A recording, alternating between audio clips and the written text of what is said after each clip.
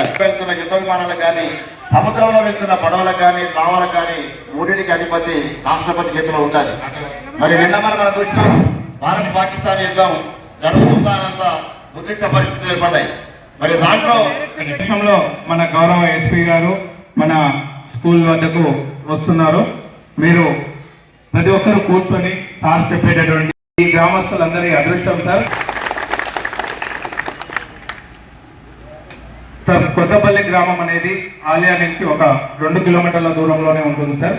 ఇది national highway NH 565కి Sagar road, Nakrekal నుంచి సాగర్ రోడ్డు వరకు ఉంటుంది సార్. ఇది మన గ్రామాలలో one of the peaceful village sir. ఇక్కడ నుంచి గొడవలు కానీ ఏవి కూడా చాలా తక్కువ వస్తాయి సార్. పిటిషన్స్ ఫామ్ చేయాలి ఎస్ఐ గారు. చేసిన తర్వాత ఆ కమిటీలో మీరే చెప్పండి ఏమేమి చేస్తే మన దగ్గర రోడ్ సేఫ్ మన యాక్సిడెంట్ తక్కువ చెప్తే మేము ఇంప్లిమెంట్ చేపిస్తాం మా పోలీస్ డిపార్ట్మెంట్ అది. అది కూడా వచ్చిందా? Very good. సో ఇప్పుడు మేము అది నేషనల్ హైవే అథారిటీస్కి రాసి మీ దగ్గర యాక్సిడెంట్ తక్కువయ్యేలాగా మేము ప్రయత్నిస్తాం. ఓకే.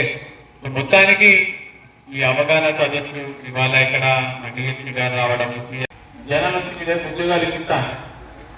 నాకు 50,000 ఇవ్వండి, మీ గవర్నమెంట్ ఉద్యోగం ఇప్పిస్తాను. లేకపోతే నాకు 1,00,000 రూపాయలు ఇవ్వండి, మీకు ఏదో ఒక హాస్పిటల్ ఉద్యోగం ఇప్పిస్తాను. ఇది కూడా 100% తప్పు. గవర్నమెంట్ ఎప్పుడైనా కూడా అప్లికేషన్ వచ్చిన తర్వాత ఎగ్జామినేషన్ పెట్టిన తర్వాతనే ఉద్యోగాలు ఇస్తుంది. మధ్యవర్తుల ద్వారా ఎప్పుడు కూడా గవర్నమెంట్ ఉద్యోగాలు ఇవ్వదు. లేకపోతే వేరే ప్రైవేట్ కంపెనీ కూడా మధ్యవర్తులు తీసుకోరు. సో మీ దగ్గరికి వచ్చి ఎవరైనా మేము ఉద్యోగాలు ఇప్పిస్తాం, నాకు 1,00,000 రూపాయలు ఇవ్వండి, 2 లక్షలు ఇవ్వండి అంటే ఎప్పటే మా వీడియో గారికి చెప్పండి. ఈ డబ్బులు 3 రెట్లు 4 రెట్లు చేస్తామని అట్లాంటి ఇన్ఫర్మేషన్ కూడా వీడియో గారికి చెప్పండి.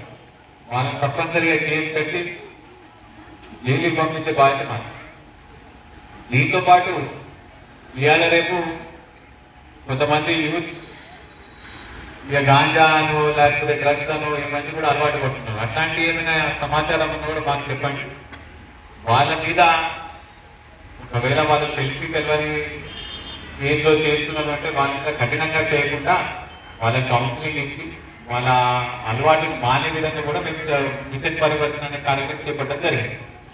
సో మీరు మీ దగ్గర ఇట్లాంటి ఇన్ఫర్మేషన్ ఉన్నా కూడా మా విలేజ్ పోలీస్ ఆఫీసర్ గారికి ఇవ్వండి. వాళ్ళు మీ దగ్గరే ఉంటారు, మీతో రెగ్యులర్గా టచ్లో ఉంటారు.